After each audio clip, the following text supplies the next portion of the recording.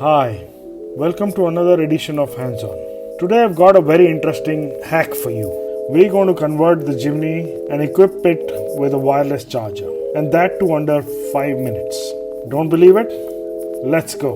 We'll start by applying some strong double-side tape to the back of the charger, putting it at the four corners. Let's peel off the plastic from the tape to expose the sticky side. Now we need to remove the plastic cover from the base of the wireless charger for optimum functionality so that there is no barrier and there's an easy connection. Let's place the charger into this multi-utility compartment near the gear lever. You might need to adjust the position slightly depending on the size of the phone so that it charges seamlessly every time you place it.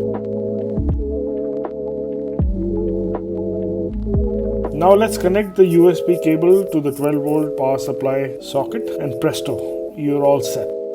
Now your Jimny has a wireless charging station, a feature available in more premium cars, and a lot of people said this was a feature that they were missing in the Jimny. You can order a similar wireless charger from the link in the description. So there you have it. That's it, folks. Thanks for watching. Don't forget to like and subscribe. I'll catch you in the next one. See you next time. Bye.